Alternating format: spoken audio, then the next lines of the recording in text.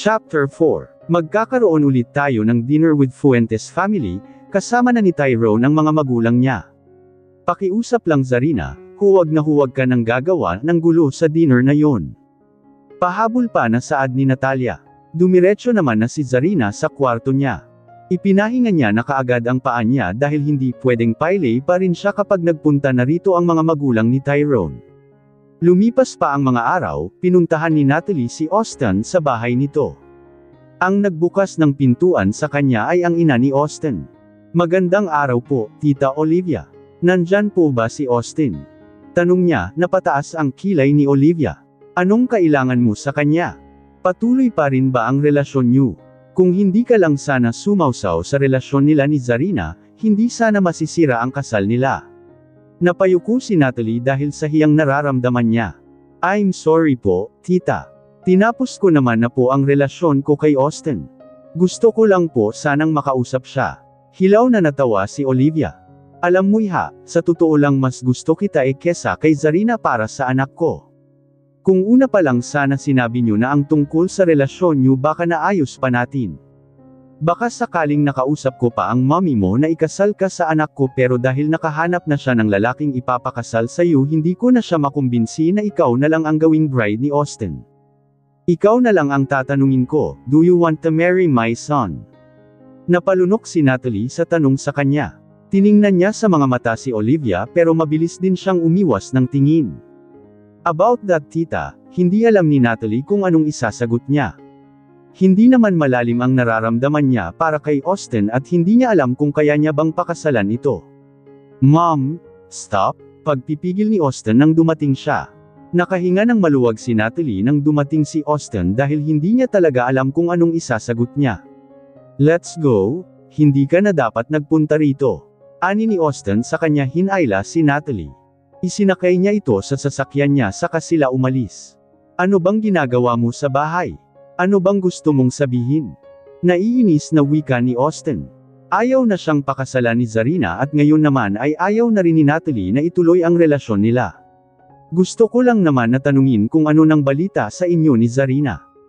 Nakumbinsi mo na ba siyang ituloy ang kasal niyo? Hilaw na natawa si Austin saka siya napapailing. Hindi niya na rin alam kung ano bang gulo ang pinasok niya. Bakit ba siya nagkagusto sa magkapatid? Hindi ko alam kung makukumbinsi ko pa siya, hindi ko na alam kung anong dapat ko pang sabihin sa kanya para lang makumbinsi siyang ituloy ang kasal namin pero mukhang desidido na siya sa desisyon niya. Kung ayaw niya akong pakasalan, bakit hindi na lang ikaw ang magpakasal sa akin? Naging masaya ka naman sa affair natin di ba? Natalie, hindi maliit na pera ang inilabas ng pamilya ko para sa kasal namin ni Zarina. Bakit hindi mo na lang siya hayaan na magpakasal kay Tyrone at tayong dalawa na lang ang ikasal? Nahihibang ka na ba? Hindi makapaniwalang saad ni Natalie. Picture niyo ni Zarina ang nasa invitation tapos ako ang gagawin mong bride. Pangpalipas oras lang ang relasyon nating dalawa at alam mo yan. Ginusto mo rin naman kung anong nangyari sa atin. Kumbonsihin mo na lang ulit si Zarina na pakasalan ka. Inis na nagulo ni Austin ang buhok niya saka siya nagpakawala ng malalim na buntong hininga. Ano bang meron ang Tyrone na yan para pag-agawan niyong magkapatid? Dahil ba sa mas mayaman siya kesa sa amin? Natalie ayaw na akong pakasalan ni Zarina dahil sa ginawa nating panloloko sa kanya. Ngayon, umaasa akong papayag ka na maging bride ko pero mas gugustuhin mo pa rin palang magpakasal kay Tyrone. Ayaw ko namang maging proxy o substitute bride ako, Austin. Alam ko naman na katawan ko lang ang habol mo pero ang pagmamahal mo si Zarina pa rin ang nagmamay-ari.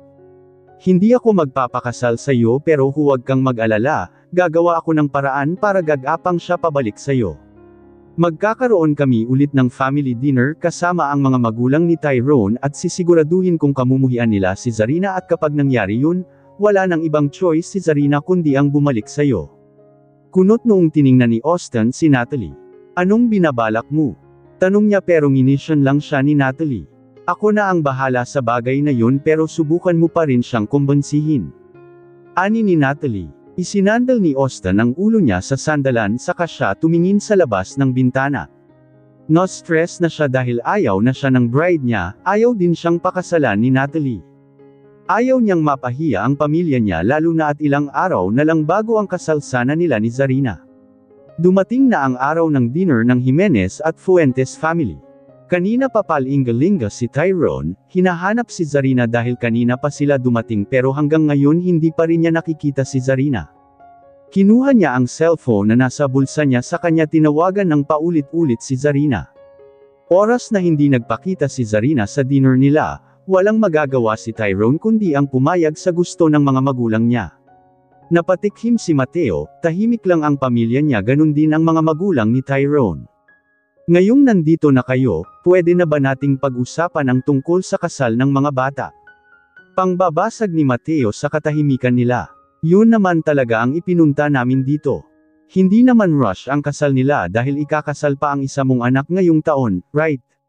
Sa susunod na taon pa naman ang kasal ng mga bata kaya mas mabuti kung kilalanin muna nila ang isa't isa.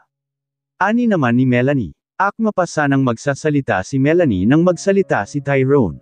Wala na ba tayong hihintayin? Tanong niya sa ama ni Zarina. May hinihintay pa ba tayo? Kompleto naman na tayong lahat. Sagot ni Mateo, kompleto.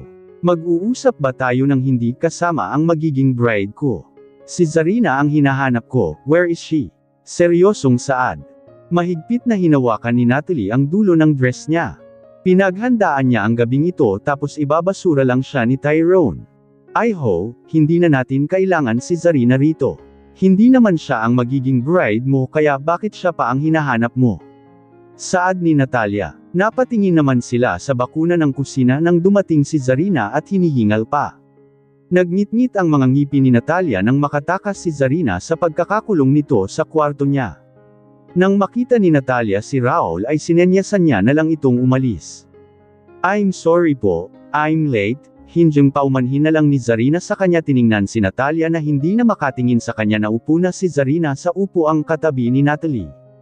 Naiinis naman si Natalie pero wala siyang magawa, ayaw niya namang maging bastos sa harap ng mga magulang ni Tyrone. Si Zarina ang pakakasalan ko, Mr. Jimenez. Seryosong wika ni Tyrone. Mariin namang naipikit ni Melanie ang mga mata niya dahil sa katigasan ng ulo ng nag-iisa niyang anak. Hindi naman alam ni Mateo kung anong sasabihin niya. Hindi na ba sila magkakaroon ng payapang dinner? Hindi naman na natiis ni Natalie ang inis niya kaya tumayo na siya. Sigurado ka na ba talagang siya ang pakakasalan mo? Kilala mo na ba siya? Inis niyang tanong kay Tyrone. May karapatan naman siguro akong mamili ng magiging bride ko diba? Seryoso at blanko namang sagot ni Tyrone sa kanya. Hilaw na tumawa si Natalie. Pakakasalan mo siya. Alam mo ba na may mga anak na si Zarina at ang malala pa hanggang ngayon hindi pa rin niya alam kung sino ang ama ng mga anak niya? Alam mo na ba ang tungkol dun? Pagsisiwalat ni Natalie sa sekreto ni Zarina.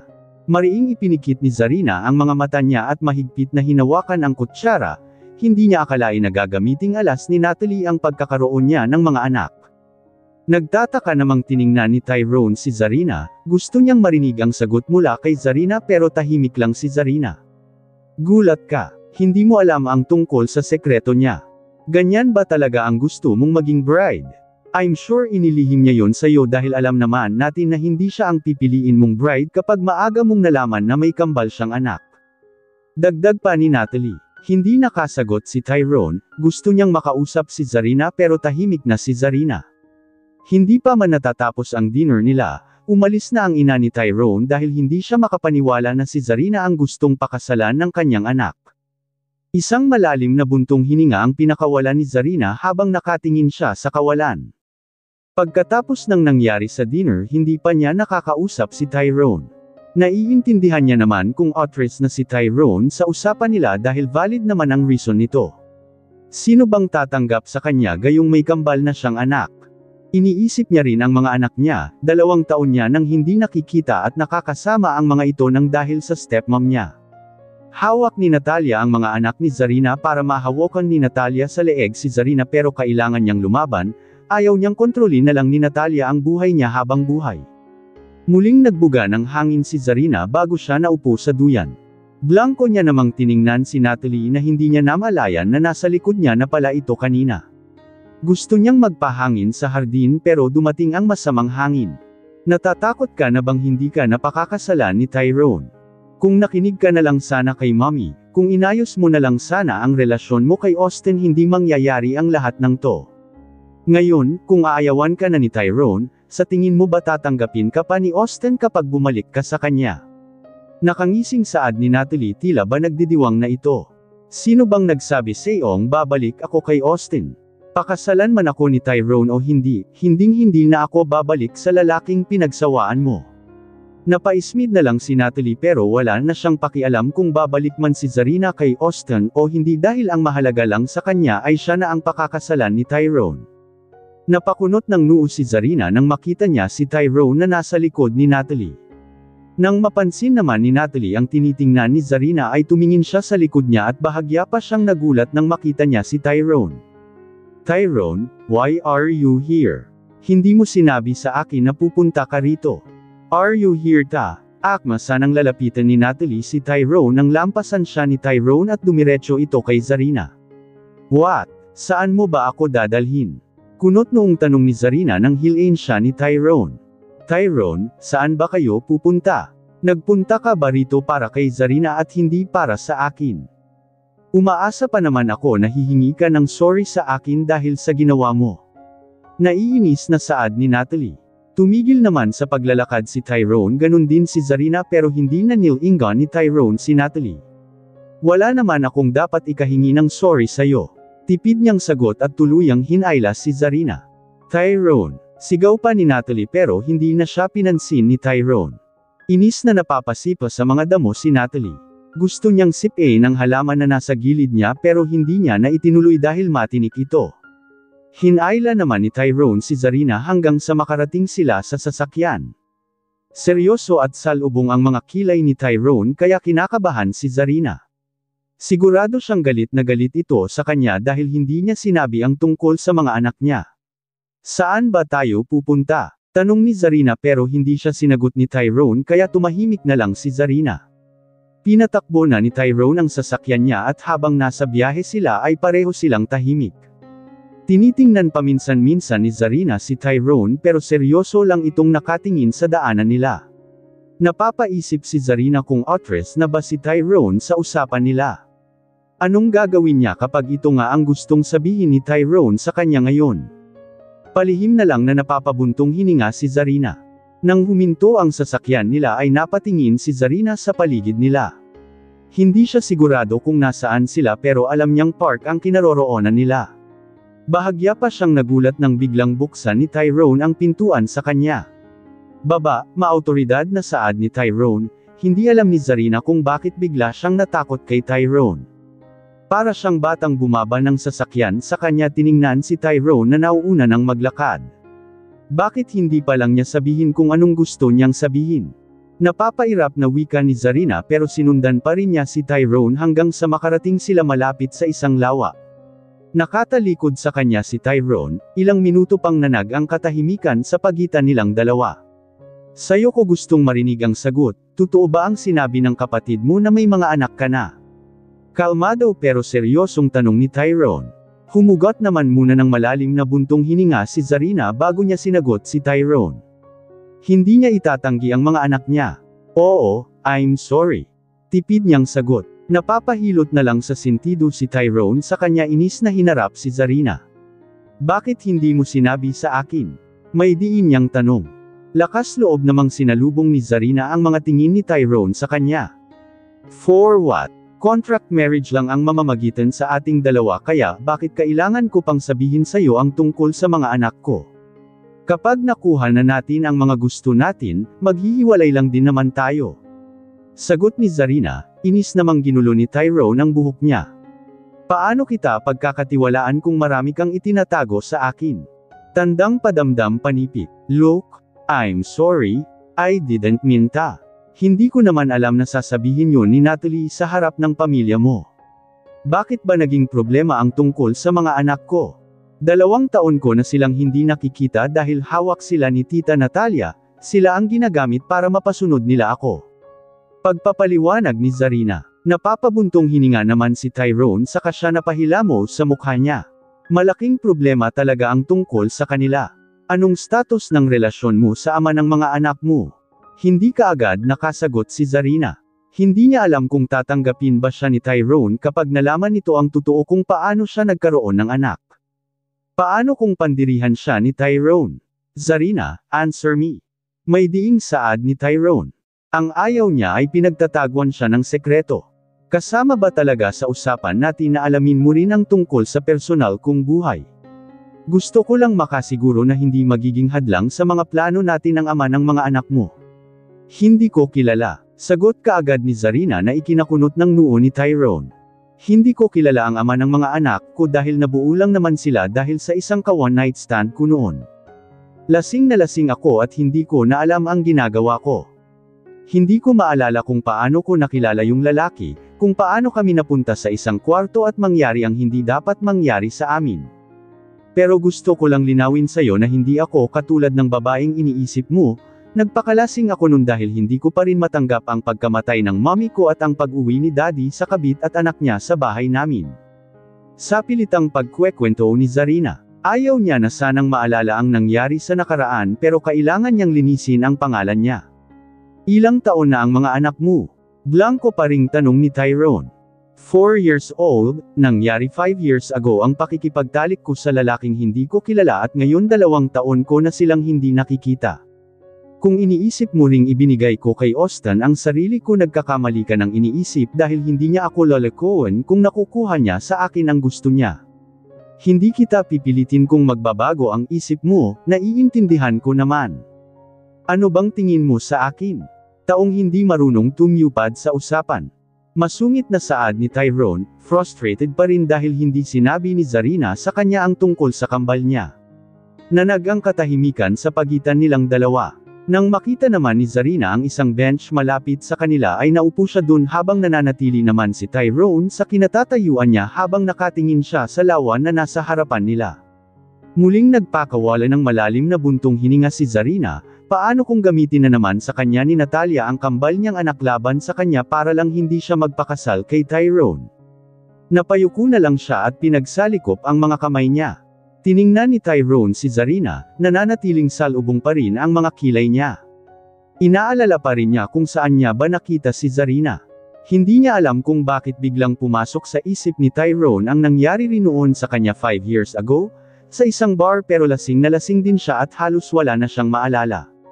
Ipinilig niya ang ulo niya, bakit iniisip niyang si Zarina ang babaeng nakasama niya sa isang hotel noon. Nilapitan ni Tyrone si Zarina saka siya naupo sa tabi nito. Hawak ng stepmom mo ang mga anak mo. Nakakausap mo ba sila? Kuryosong tanong ni Tyrone. Tumango naman si Zarina.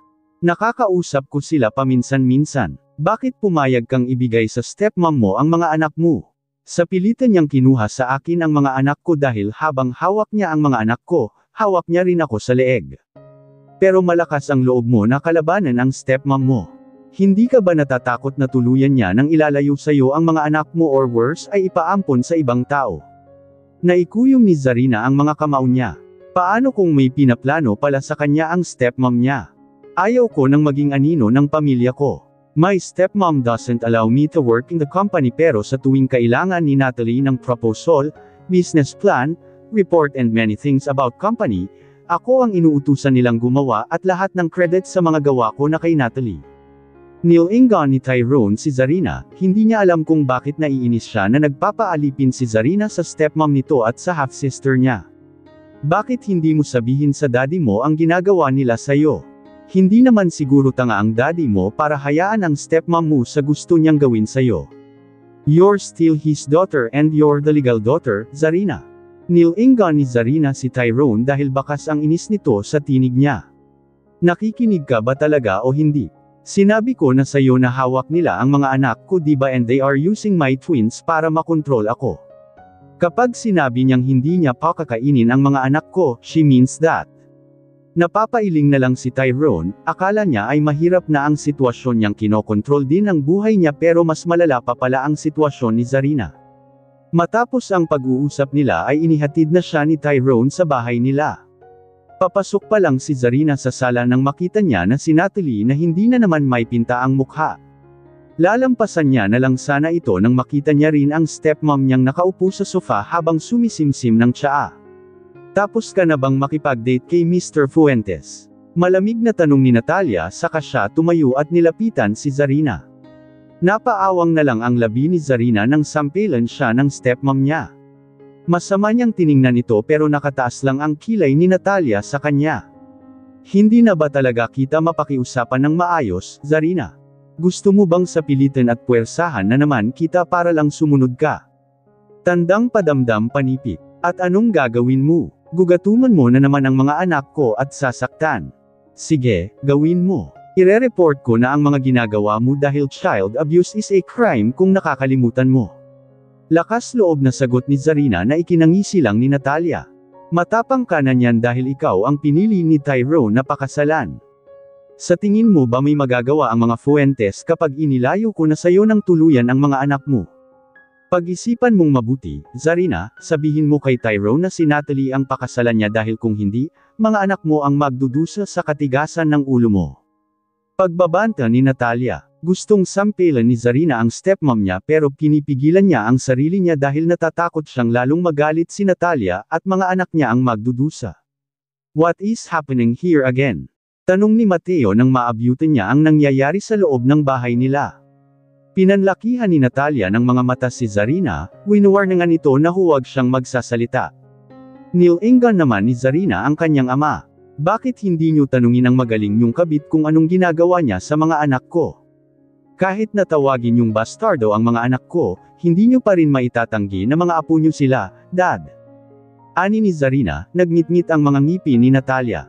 Gusto niyang hilain si Zarina palabas pero nasa harap nila si Mateo. Napakunot naman ng noo si Mateo sa sinasabi ng anak niya sa kanya tiningnan si Natalia. What is she talking about, Natalia? Seryosong tanong ni Mateo. Mariing nakatitig si Mateo sa asawa niya at hinihintay ang isasagot nito. Ngumiti naman si Natalia sa kanya nilapitan si Mateo at iniangkla ang kamay nito sa braso ni Mateo. Kinuha niya na rin ang suitcase ni Mateo saka ito pinaupo sa sofa. Magpahinga ka muna Han, masama sayo ang pagod at nagagalit. Pag-iiba ni Natalia ng usapan. Answer me, Natalia. Anong ginagawa mo sa mga anak ni Zarina? Seryoso pa ring tanong ni Mateo. Kung ayaw niyang sagutin, ako ang sisigot. Sabat ni Zarina, masama naman siyang tiningnan ni Natalia pero hindi nagpatinag si Zarina at hindi nagpakita ng takot. She's hurting my twins and starves them kapag hindi ko sinusunod ang mga gusto niya. Ang naging successful na project ni Natalie sa kumpanya ay ako ang gumawa ng plano nun, everything, dahil kapag hindi ko ginawa ang mga gusto nila, mga anak ko ang magdudusa.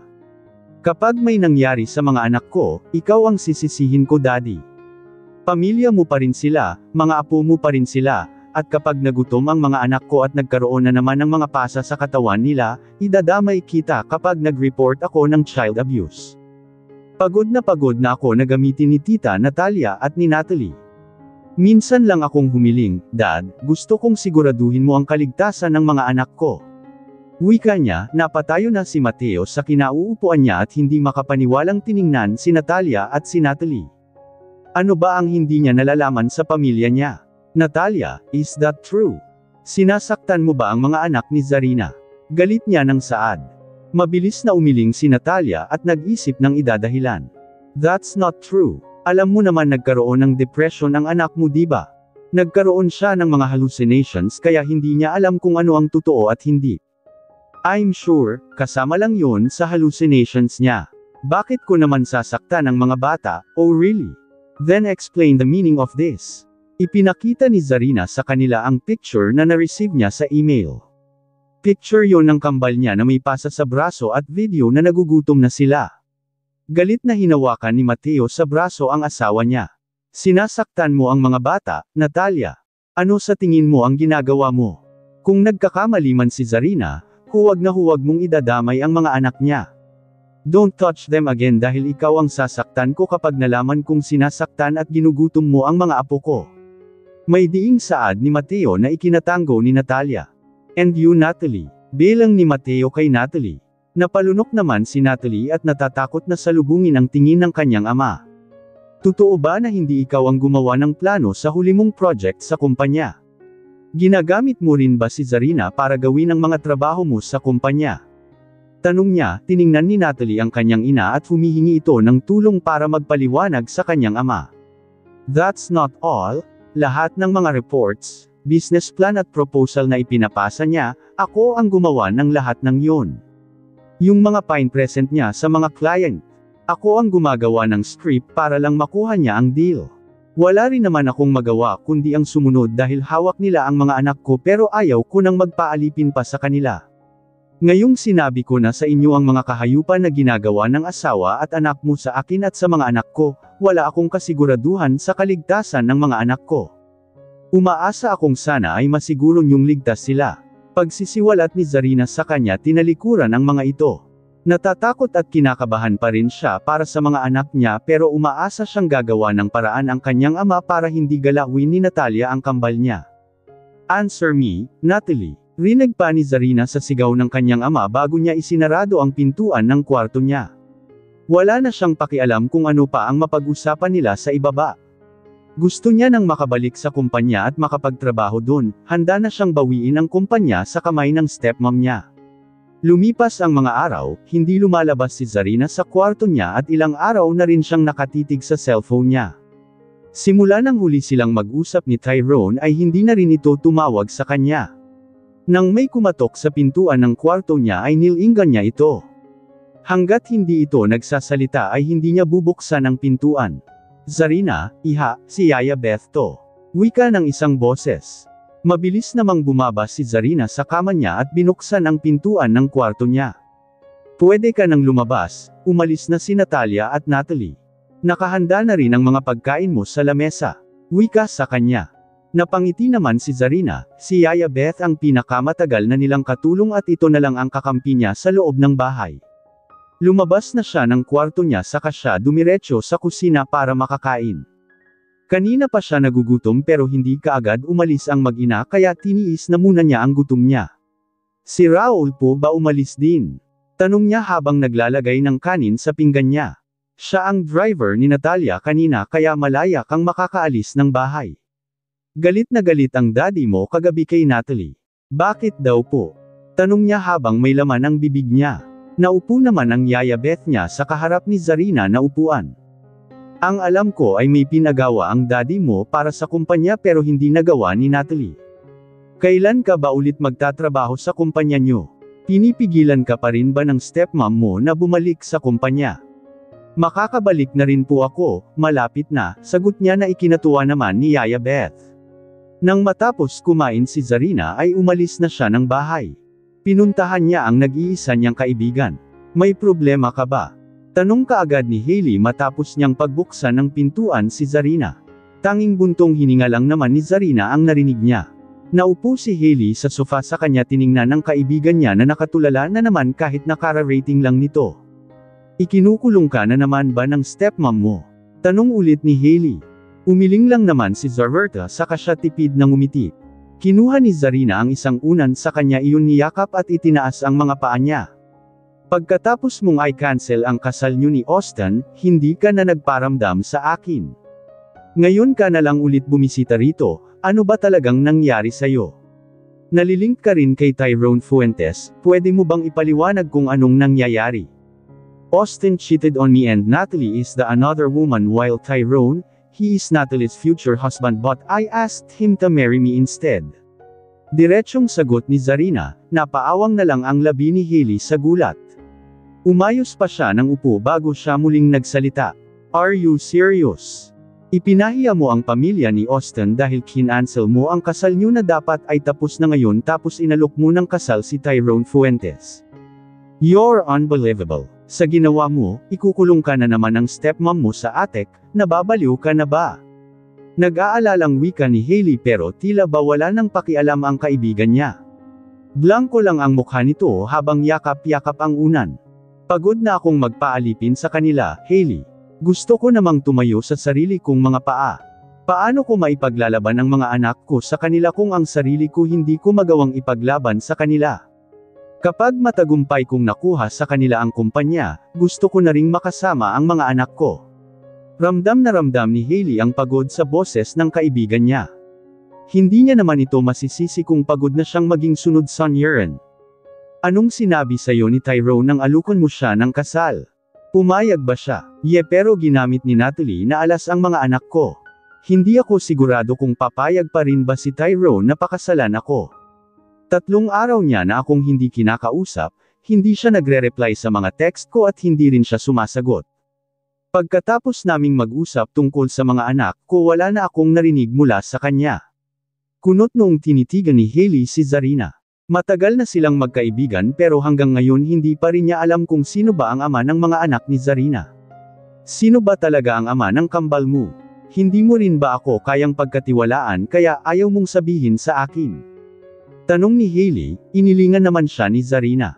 I don't know him too, malabo na sa alaala ko ang mukha ng lalaking nakatalik ko. It just a one-night stand. Sagot niya, napapailing na lang si Hailey saka siya sumandal sa sofa at bumantong hininga. Gusto niya na ring magka-happy ending ang kaibigan niya. Kung pumayag naman pala si Tyrone na pakasalan ka kesa kay Natalie, bakit hindi ka palang naging honest sa kanya una pa lang? Bakit hindi mo nalang sinabi sa kanya ang tungkol sa kambal mo? Contract marriage lang naman ang mamamagitan sa aming dalawa. Wala akong balak na ipaako kay Tyrone ang mga anak ko. Pareho naming kailangan ng isa't isa at kapag pareho na naming nakuha ang mga gusto namin, maghihiwalay din naman kami kaya bakit kailangan ko pang sabihin sa kanya ang tungkol sa mga anak ko? Napakibit balikat naman si Hailey saka siya napatangu-tangu dahil may punto rin naman ang kaibigan niya. Samantala naman, sumasakit pa rin ang ulo ni Melanie dahil sa anak niya. Sa tingin mo ba ay papayag ako sa kasal niyo?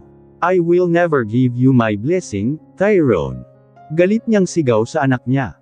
May kasunduan na ang pamilya natin sa mga Jimenez at ang pakakasalan mo ay si Natalie. Bakit mo ba ako pinapahirapan ng ganito? No-stress na saad ni Melanie. Ilang araw niya nang kinukumbinsi ang anak niya na baguhin ang isip nito pero hanggang ngayon wala pa rin siyang nakukuhang sagot. May mga anak na ang babaeng gusto mong pakasalan. Gusto mo ba talagang maging ama kaagad sa mga batang hindi mo naman kadugo? Tandang padamdam. Mag-isip ka naman, Tyrone. Gumuguhit na ang mga litid ni Melanie sa leeg niya dahil sa matinding galit. Blankong tiningnan ni Tyrone ang kanyang ina. Alam niyo bang niloko si Zarina ng magiging asawa niya sana at ang babae ng magiging asawa niya ay walang iba kundi si Natalie. Ani ni Tyrone, napakunot naman ng noo si Melanie. Now tell me, Mom, how can I marry a woman who can cheat? Alam ni Natalie na malapit nang ikasal si Zarina pero nakikipagrelasyon pa rin siya sa magiging asawa ng kapatid niya. Yun ba ang babaeng gusto niyo para sa akin? Dagdag pa ni Tyrone. You're lying, right? Napapailing na lang si Tyrone.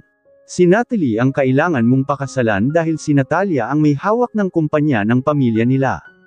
Paano tayo tutulungan ng pamilya nila sa kumpanya kung si Zarina ang pakakasalan mo? Hindi naman siya tunay na anak ni Natalia.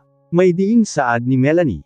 Ang pamilya nila ay may shares din sa kumpanya natin at kailangan mo nang mag-ipon ng mga magiging kakampi mo para sa pagpili ng mga major shareholders ng bagong CEO ng kumpanya. Ikaw ang dapat maging CEO ng kumpanya at hindi ang pinsan mong si Owen. Napangisi naman si Tyrone sa kanya tiningnan ng kanyang ina. Papayag akong bumalik sa kumpanya kung papayag kayong pakasalan ko si Zarina. Seryosong wika ni Tyrone na ikinaawang ng labi ni Melanie. She can't believe her son doing this. Hindi niya maintindihan kung ano bang nakita ng anak niya kay Zarina para ito ang piliin na pakasalan. Napapahilot na lang si Melanie sa sentido niya. Ilang taon niya na ring kinukumbinsi ang anak niya na bumalik na ito sa kumpanya pero sa dami ng pwede niyang ikonditan, ang pagpapakasal pa talaga nito kay Zarina. Deal or no deal, Mom? Wika ni Tyrone. Ano bang nakita mo kay Zarina para siya ang piliin mo? Anong naging usapan niyo? Kuryoso niyang tanong. Pinag-cruise lang naman ni Tyrone ang mga binti niya sa kanya ini-stretch ang mga kamay niya sa sofa. Gusto niyo akong bumalik sa kumpanya then think about my condition. Tanging sagot ni Tyrone. Kapag natulungan na ni Tyrone si Zarina, makikipag-divorce na siya rito at gagawin niya na ang lahat ng gusto niya. Napapangisi na lang si Tyrone. Wala siyang balak na itali ang sarili niya sa isang babaeng hindi niya mahal at kapag si Natalie ang pinakasalan niya siguradong hindi na siya makakawala dahil ramdam niyang interesado si Natalie sa kanya. Galit na galit si Natalia nang malaman niyang hindi nagbago ang isip ni Tyrone, desidido na talaga itong pakasalan si Zarina. Galit na binasag ni Natalia ang vase na nasa center table. This can't be. Hindi pwedeng sirain ng babaeng yun ang lahat ng mga plano ko. Why are you so stubborn, Zarina? Malakas niyang sigaw na halos marinig ng lahat ng mga katulong sa bahay nila. Narinig din yun ni Yaya Beth at natatakot na naman siya para kay Zarina. Masaya na si Yaya Beth na nagkaroon na ng kalayaan si Zarina pero mukhang ibabalik na naman siya sa attic kahit na magaling naman na si Zarina. Zarina, malakas na tawag ni Natalia pero hindi lumabas si Zarina sa kwarto niya. Lahat ng mga katulong ay mabilis na bumalik sa mga ginagawa nila kahit natapos na nila itong gawin, natatakot silang mapag-alitan ni Natalia lalo na at alam nilang galit na galit talaga ito. Nang hindi lumabas si Zarina sa kwarto niya ay galit itong pinuntahan ni Natalia. Halos magulat pa si Zarina sa kinauupuan niya nang biglang binuksan ni Natalia ang pintuan ng kwarto niya. What? Tanong niya rito, nag-aapoy naman sa galit si Natalia saka hito inagaw ang cellphone ni Zarina na hawak-hawak pa niya. What do you think you're doing? That's my phone, give it back. Anas niya at akma niya sanang kukunin iyon nang lumayo si Natalia. I already told you, you will taste my wrath dahil sa gulong ginawa mo. Ano bang kailangan kong sabihin sa'yo para lang umatras ka sa kasunduan niyo ni Tyrone Fuentes? Tandang padamdam. Alam kong may kasunduan kayo dahil hindi naman siya papayag na pakasalan ka kung wala. Nang gagalaiting sigaw ni Natalia, blanko lang naman ang mukha ni Zarina na nakatingin sa stepmom niya. Gaano ba talaga kahalaga kay Natalia na maipakasal ang anak niya kay Tyrone? Pinaplano niyang makipagkasundo sa mga taong mas makapangyarihan sa pamilya nila para tuluyan niyang maangkin ang kumpanya. Napangisi na lang si Zarina na lalong ikinakulo ng dugo ni Natalia. Are you happy now? Sa tingin mo ba ay nagtagumpay ka na dahil lang napapayag mo si Tyrone na pakasalan ka at maging member ng pamilya ng mga Fuentes? Gagawin kong impyerno ang buhay mo. Ani ni Natalia sa kanya tinalikuran si Zarina. I lock niyo ang kwarto niya at hindi siya lalabas kahit sino pa ang pumunta rito. No, hindi mo pwedeng gawin yan. Angal ni Zarina sa kanya sinundan si Natalia pero mabilis na ipinasarado ni Natalia ang pintuan kay Raul. Tita please don't do this. I am not sick anymore para ikulong mo pa. Sigaw niya sa kanya sunod-sunod na hinampas ang pintuan. For me, you're still sick. Kung pinili mo na lang sanang sundin ako, hindi ka babalik sa kulungan mo. Sagot ni Natalia saka siya umalis. Sunod-sunod pa rin ang paghampas ni Zarina sa pintuan at sinusubukan itong buksan pero nakalak na ito sa labas. Open the door, please. Sigaw niya. May usapan sila ni Tyrone na magkikita ngayon at kapag hindi siya tumupad sa usapan, posibleng tuluyan ng umatras si Tyrone sa usapan nila. Dahan-dahan na lang na napaupo si Zarina sa likod ng pintuan niya. Paano siya matatawagan ni Tyrone kung hawak ng stepmom niya ang cellphone niya? Nang marinig ni Zarina ang boses ng daddy niya ay mabilis siyang tumayo ay kinatok ng kinatok ang pintuan.